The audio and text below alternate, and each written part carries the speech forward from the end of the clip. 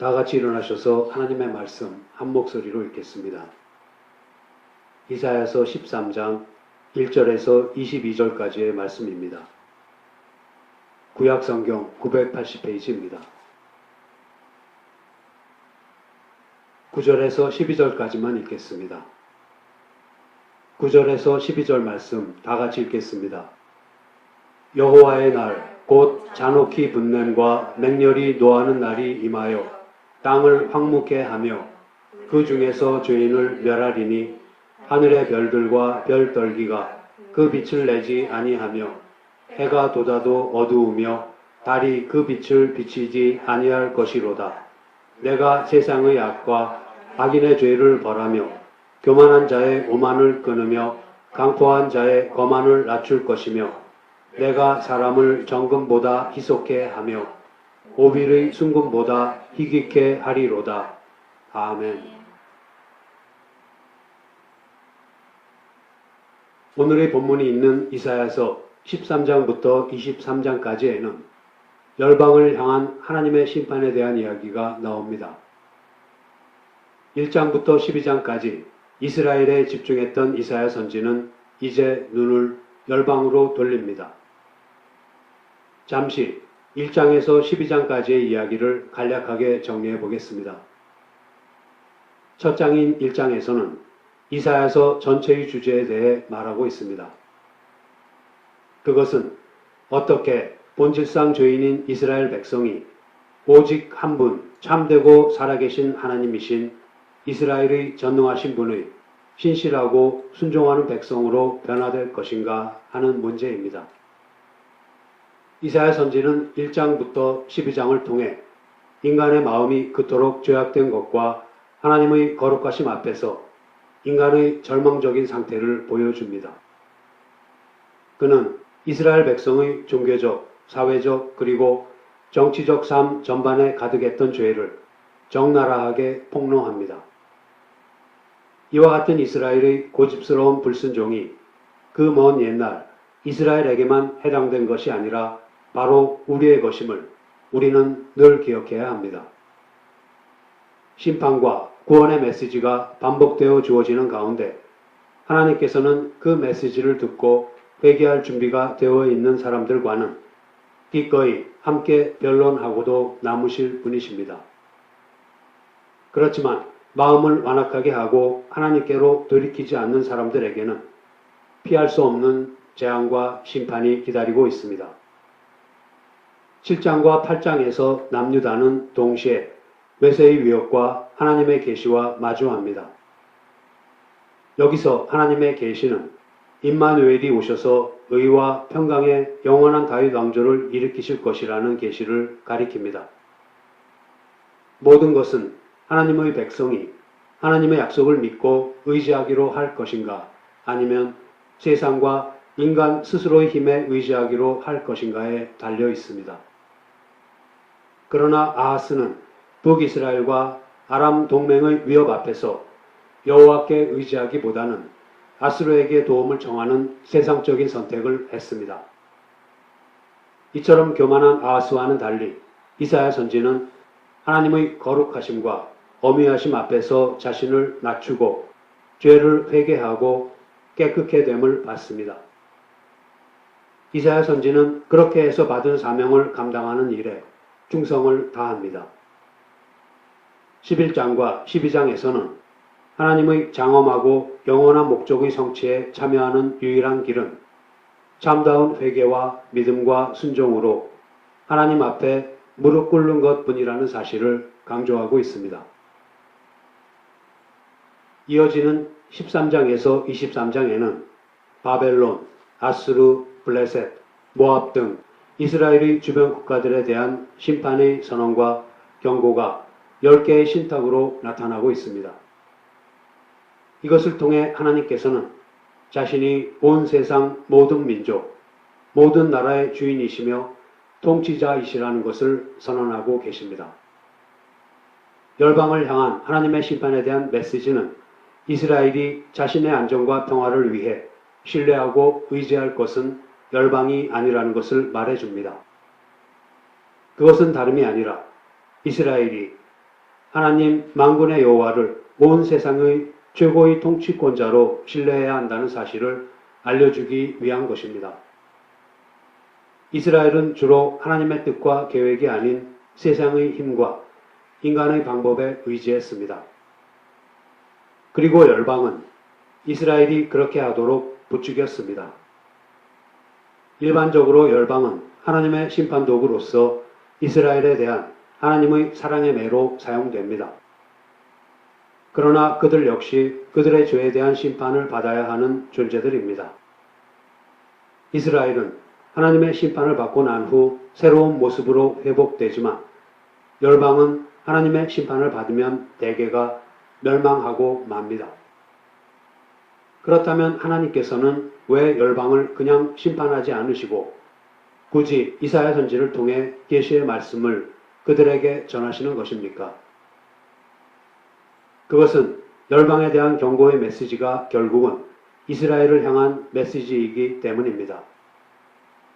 열방에 대한 심판의 메시지는 곧 열방과의 관계 속에서 하나님의 백성으로서의 정체성을 잃어가는 이스라엘을 바로 잡아주기 위한 메시지이기 때문입니다. 이것은 또한 기독교인으로서의 정체성을 잃어가는 오늘날의 우리에 대한 경고의 메시지이기도 합니다. 또한 하나님께서는 반드시 열방의 멸망을 원하시는 것은 아니었습니다. 그러므로 하나님께서는 열방을 향해 종종 돌아오라, 회개하라고 말씀하시고 열방의 구원을 약속하는 말씀도 하십니다. 오늘 살펴보게 될 첫 번째 열방을 향한 심판의 선언은 바벨론에 대한 것입니다. 이 심판이 선언될 때 당장은 아니지만 그로부터 가까운 미래에 바벨론은 예루살렘을 파괴하고 유다 백성을 포로로 잡아갈 것입니다. 이사야 선지는 바벨론이 하나님의 도구가 되어 패역한 유다를 징계할 것이지만 결국은 메대 사람에 의해 멸망한다고 경고합니다. 먼저 오늘의 본문의 내용을 살펴보겠습니다. 바벨론에 대한 심판이 하나님의 계시로 이사야 선지를 통해 선포됩니다. 1절의 경고라는 말은 무거운 짐이라는 뜻으로 환난과 파멸을 그 내용으로 하는 메시지의 선포가 부담스러울 정도로 어렵다는 것을 말해줍니다. 그만큼 바벨론에 대한 심판이 엄중하다는 것을 나타내고 있습니다. 하나님께서는 바벨론에 대해 거룩한 전쟁을 선포하시고 그 전쟁을 위해 군대를 불러 모으십니다. 2절을 보면 자산 위에 군기를 세우고 소리를 높여 부르고 또 손을 흔들어 군대를 부르라고 하십니다. 자산은 나무가 없는 산봉우리인데 사방을 막힘없이 볼 수 있는 높은 곳입니다. 그곳에 멀리서도 볼 수 있는 기호, 곧 깃발이 세워집니다. 그렇게 부름을 받고 모인 군사들은 존귀한 자의 문을 통과하여 그들을 부르신 하나님의 용사로서 충성을 맹세하게 됩니다. 존귀한 자의 문은 존귀한 자, 곧 바벨론의 왕과 귀족들이 통과하는 도성중앙 또는 왕궁을 가리키는 듯 합니다. 하나님께서 부르신 군대가 존귀한 자의 문으로 들어간다는 말은 도성을 정복한다는 의미입니다. 이 전쟁이 여호와의 전쟁이라는 것을 3절에 나오는 내가 명하고 나의 위엄을 나의 노를 이라는 표현에서 알 수 있습니다. 여호와께서 진두지휘하시는 군대는 하나님의 노를 풀기 위한 도구로 모였으므로 하나님이 거룩하게 구별한 자라고 불립니다. 이 군대는 여러 민족으로 구성된 셀 수 없을 정도의 큰 무리입니다. 4절을 보면 하나님께서 검열하실 때 그들은 마치 산이 떠나갈 정도의 큰 소리로 사열을 받고 있습니다. 이때 그 산의 위치는 정확하지는 않으나 바벨론과 가까이 있는 메대의 지옥으로 짐작됩니다. 5절에서 하나님의 진노의 병기로 온 땅, 곧 바벨론의 세력을 멸하려고 온 군사들은 먼 거리에서 왔다고 합니다.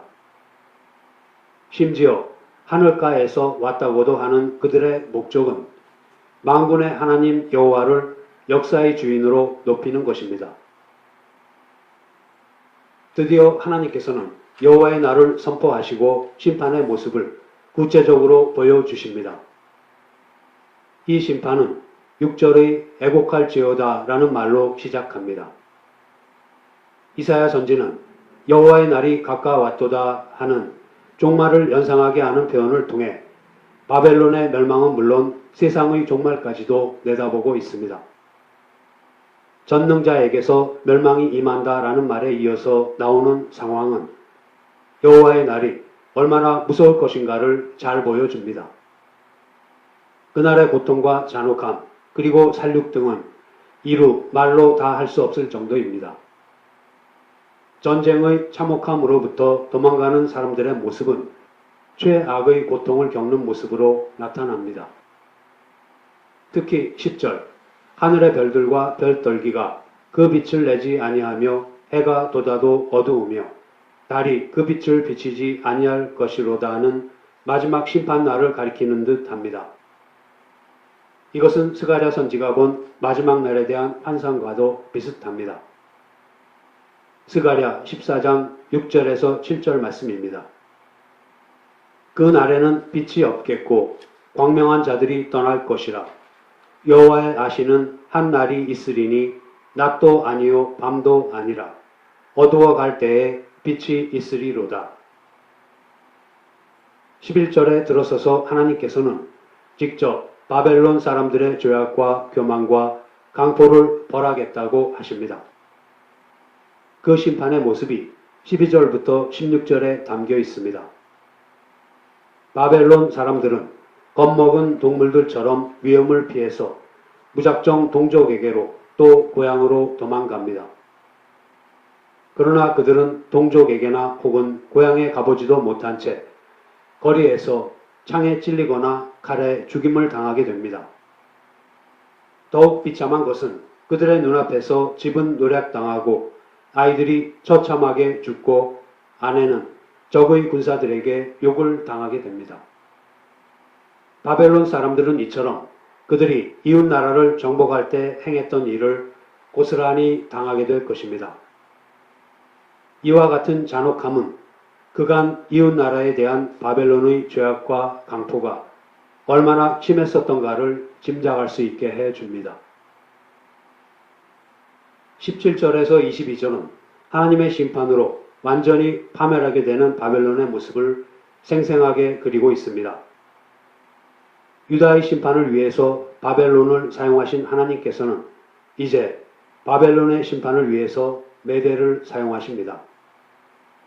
이것은 또한 일찍이 이사야서 10장 5절에서 유다를 향한 심판의 도구로 아수르를 사용하신 것과도 같습니다. 이와 같이 하나님께서는 심판을 통해서 하나님께서 역사의 주인이시라는 사실을 분명히 알리고 계십니다. 17절의 은을 돌아보지 아니하며 금을 기뻐하지 아니하는 메대 사람이라는 표현에서 보듯이 메대는 아수르와는 달리 은과 금을 탐하지 않았습니다. 실제로 바벨론 왕궁에는 금은 보화가 쌓여 있었습니다. 점령지에서 금은 보화를 약탈해 오는 것은 전쟁 중에는 늘 일어나는 일이었습니다. 그러나 메대는 바벨론의 은금을 탐하지 않았습니다. 아수르에게 심한 핍박을 받았었던 메대는 아수르의 뒤를 이은 바벨론에 대한 복수심에서 재물의 약탈보다는 살육에 더 힘을 기울였던 것입니다. 실로 18절에 나오는 메대 사람들의 살육은 심각하여 바벨론을 소돔과 고모라와 같이 만들어 놓았습니다.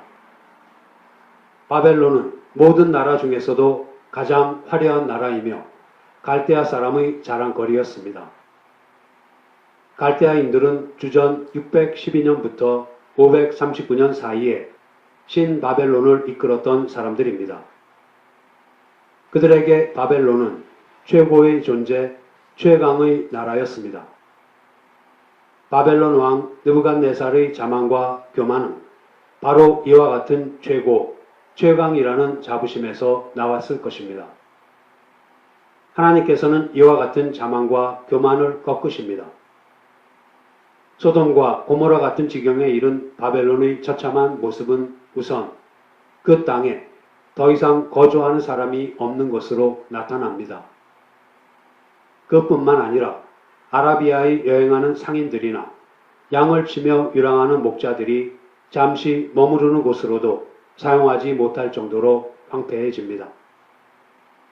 마침내 그곳은 사람이 아닌 들짐승들로 가득한 황무지가 되고 맙니다. 완전히 폐허가 된 바벨론은 오직 역사에만 그 이름이 남아있을 뿐입니다. 이처럼 첫 번째 신탁의 대상이 된 바벨론은 한 도시의 이름이면서 그 도시가 속한 나라의 이름으로도 쓰였습니다.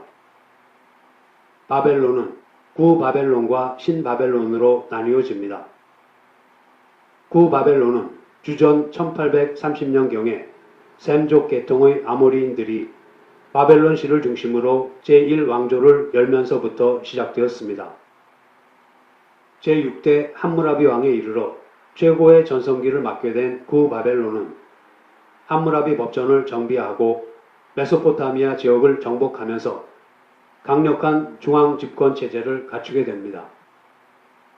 그에 따라서 수도 바벨론은 티그리스 그리고 유프라테스강 일대의 정치와 상업의 중심지로 떠올랐습니다. 번영을 누리던 구바벨론은 함무라비 왕이 죽은 후 쇠퇴하기 시작하다가 결국 주전 1531년경 히타이트족의 침입으로 멸망합니다. 그 무렵 니느웨의 수도를 둔 아수르가 부강해지면서 북부 메소포타미아 일대를 장악하게 됩니다. 아수르는 한때 이집트의 수도 멤피스까지 함락시켰으며 북이스라엘도 정복합니다. 그러던 중 주전 626년 아수르에 대해 반란을 일으킨 아람계 갈대아 부족의 나보폴 라사르가 신바벨론 왕조를 일으켰습니다. 나보폴 라사르는 메대와 연합하여 주전 612년 아수르의 수도 니느웨를 철저하게 파괴합니다. 나보폴 라사르의 뒤를 이은 느부갓네살은 몰락했던 바벨론을 부흥시켜 구바벨론의 함무라비 왕 시대의 버금가는 황금 시대를 열었습니다. 이 느부갓네살에 의해 예루살렘이 파괴되고 유대인들이 3차에 걸쳐 포로로 끌려가게 됩니다. 그토록 번영을 누리던 신바벨론은 느부갓네살이 죽은 후 급속도로 몰락하다가 결국 주전 539년 메대를 흡수한 바사, 곧 페르시아의 고레스에게 정복당합니다. 신바벨론은 이처럼 1세기도 채 되지 못하는 짧은 기간 동안의 번영을 누리다가 허무하게 역사의 뒤안길로 사라지고 맙니다. 성경에서 바벨이라는 말이 처음 쓰여진 곳은 창세기 10장과 11장입니다. 창세기 10장과 11장은 처음으로 바벨과 바벨탑에 대하여 언급하고 있습니다. 창세기 10장 6절에서 10절 말씀입니다. 함의 아들은 구스와 미스라임과 붓과 가나안이요 구스의 아들은 스바와 하윌라와 삽다와 라하마와 삽드가요 라하마의 아들은 스바와 드단이며 구스가 또 니므롯을 낳았으니 그는 세상의 처음 영걸이라. 그가 여호와 앞에서 특이한 사냥꾼이 되었으므로 속담에 이르기를 아문은 여호와 앞에 니므롯 같은 특이한 사냥꾼이로다 하더라.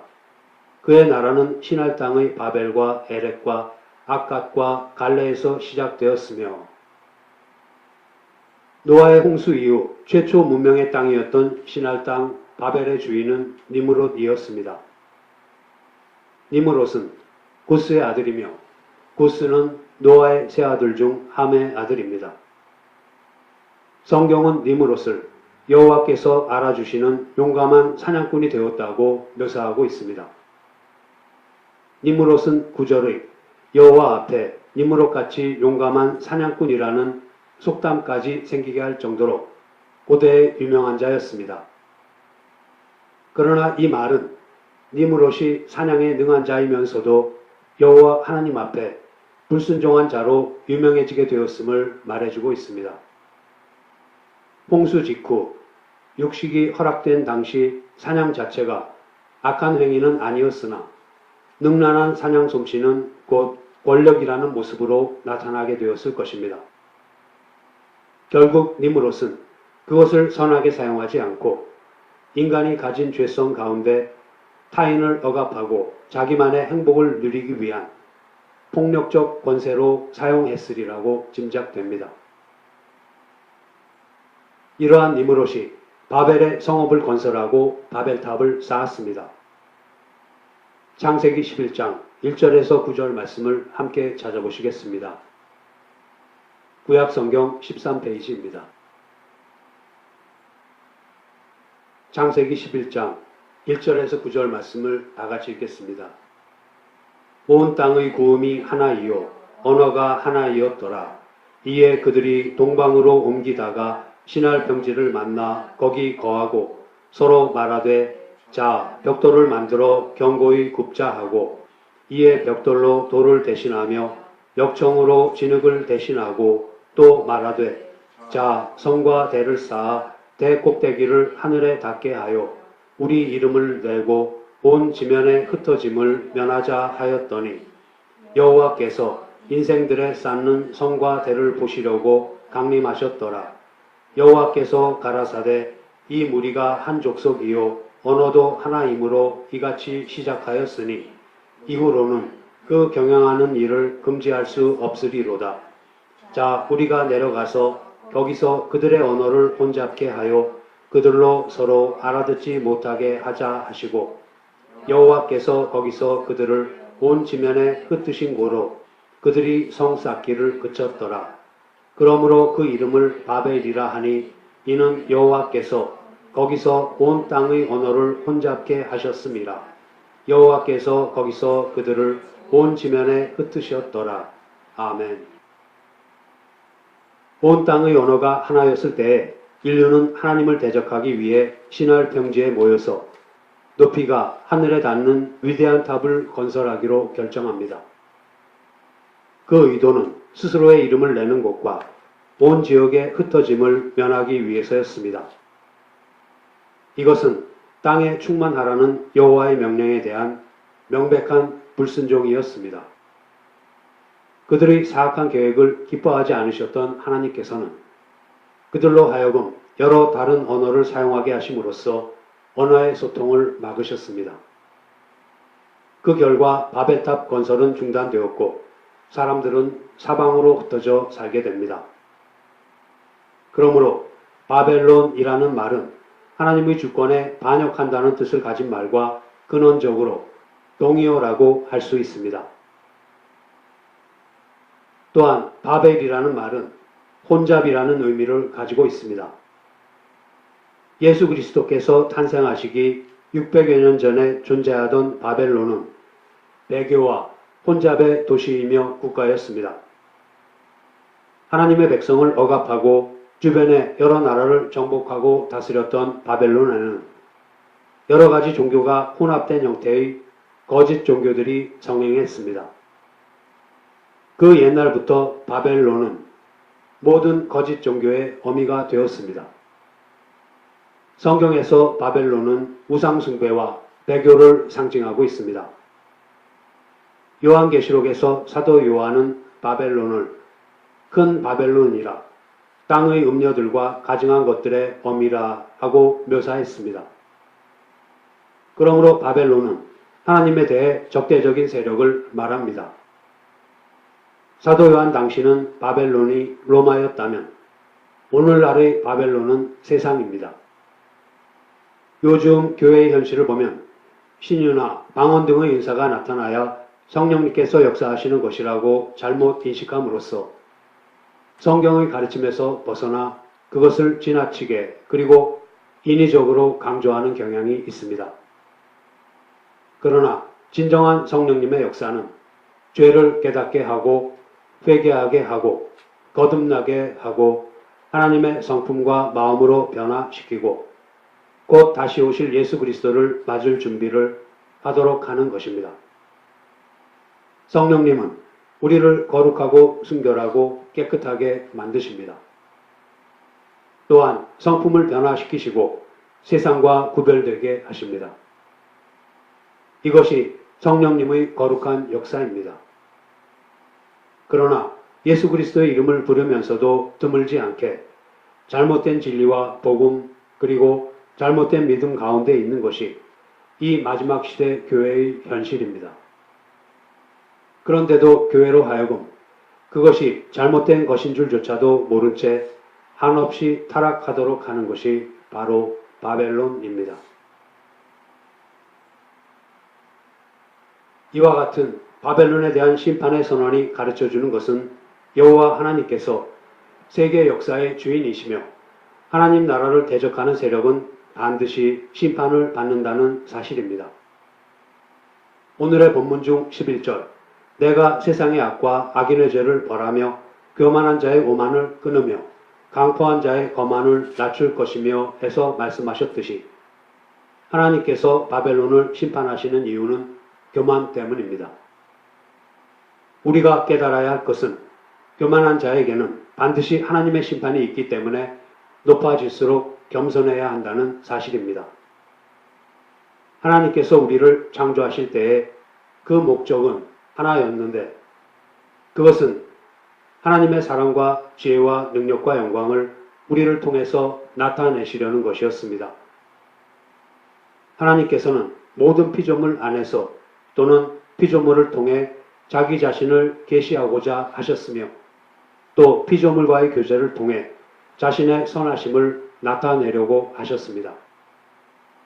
인간에게 선과 영광이 있다면 그것은 결코 원래부터 인간 안에 있는 것이 아니라 하나님께로부터 받은 것입니다.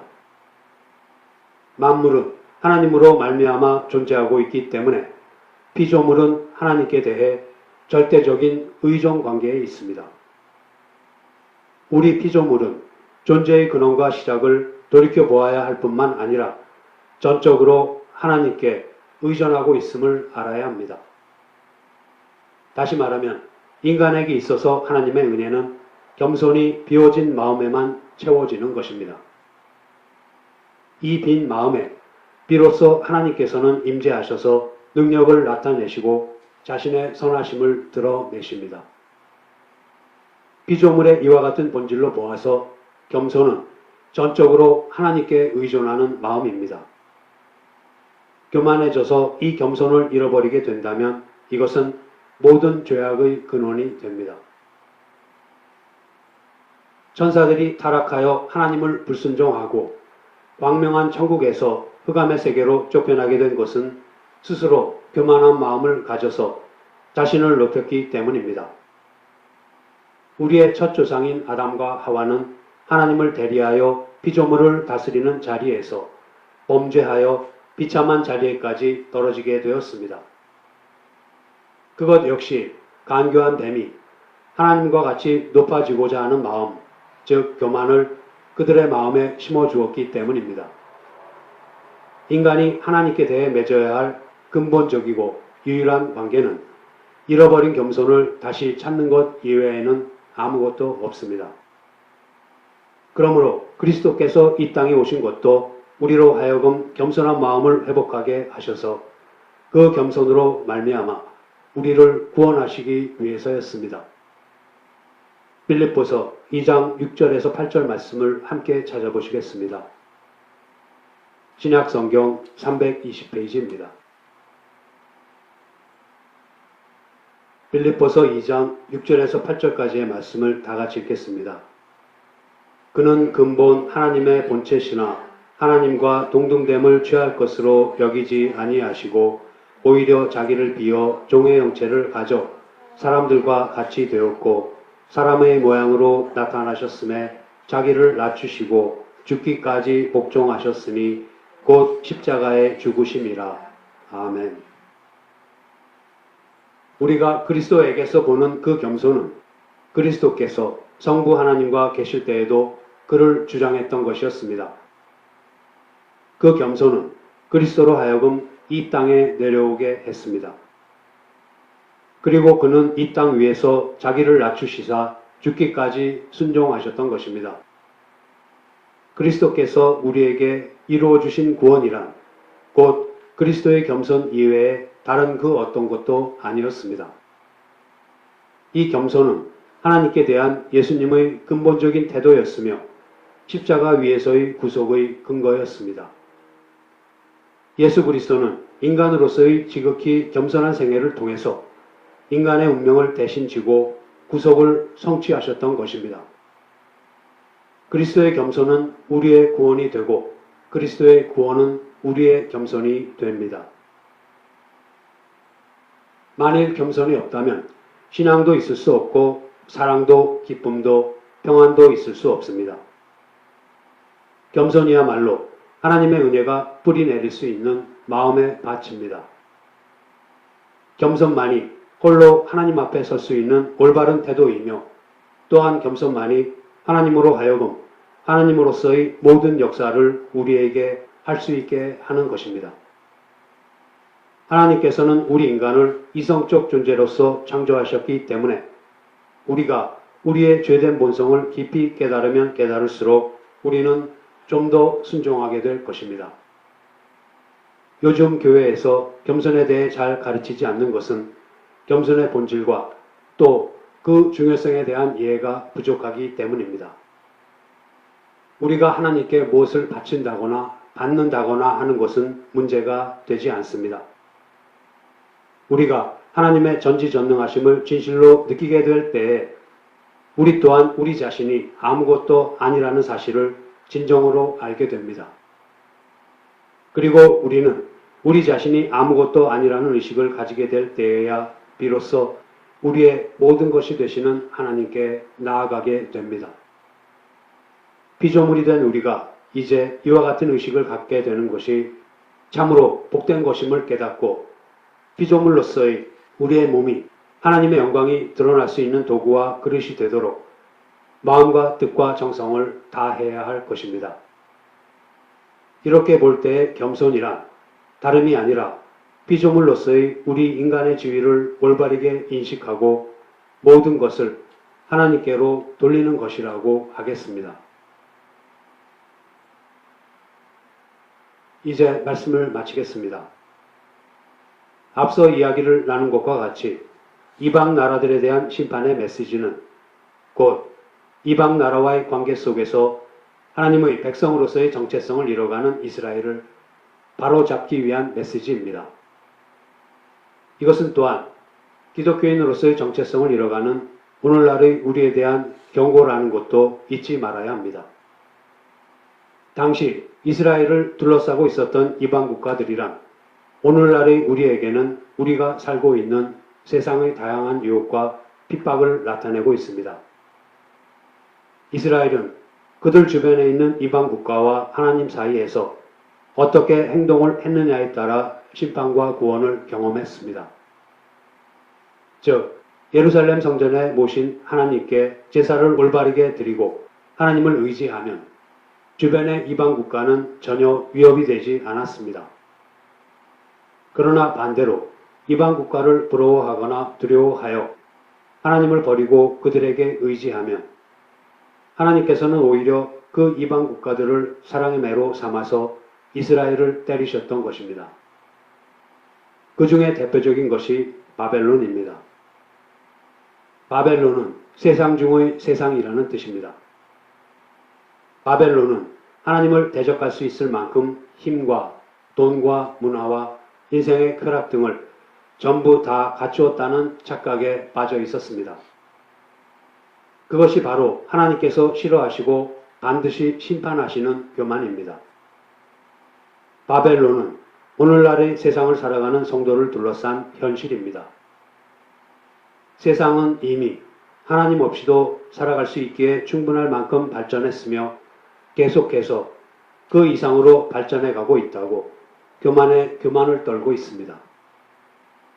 이러한 현실 속에서 우리는 이제 조용히 우리 자신을 돌아보아 교만만큼 뿌리 깊이 우리의 마음속에 침투되어 있는 것은 없으며 교만만큼 위험한 것은 없다는 사실을 깨달아야 합니다. 우리는 우리의 심령에 겸손이 얼마나 부족한지 또한 우리 자신이 얼마나 무능력한지를 깨달아야 합니다. 이것을 위해서 우리는 우리의 심령이 그리스도의 사랑과 그의 지극하신 겸손을 찬양하는 마음으로 충만해질 때까지 그리스도의 성품을 배워야 합니다. 성도 여러분, 주님 앞에서 우리의 교만함을 깨닫고 회개함으로써 그리스도께서 주시는 놀라운 생명과 은혜 속에서 매일매일 자라가는 저와 여러분이 되기를 소원합니다. 기도하시겠습니다. 하나님 아버지, 오늘 주신 말씀을 통해서 아버지께서 얼마나 교만한 자를 싫어하시며 또 교만한 자를 반드시 심판하신다는 사실을 다시 한번 일깨워 주셨습니다. 인류의 첫 조상인 아담과 하와가 강교한 뱀이 심어준 교만한 마음으로 말미암아 범죄한 이후 저희들이 주님께 대해 맺어야 할 근본적이고 유일한 관계는 잃어버린 겸손을 다시 찾는 것임을 고백합니다. 이에 저희들 자신이 전지전능하신 주님 앞에서 아무것도 아니라는 사실을 진정으로 깨달음으로써 저희들의 모든 것이 되시는 주님께로 나아가게 하여 주시옵소서. 전적으로 하나님께 의존하며 피조물이 있어야 할 바로 그 자리에 있으며 모든 것을 주님께 돌려드리는 겸손을 배우게 해주시기를 간절히 원합니다. 그리하여 교만에 빠져 죄를 짓지 않게 하여 주시고 이 땅에 오셔서 십자가에 죽기까지 순종하신 그리스도의 겸손이 바로 저희들의 겸손이 되게 하여 주시옵소서. 우리 주 예수 그리스도의 이름으로 기도드립니다. 아멘.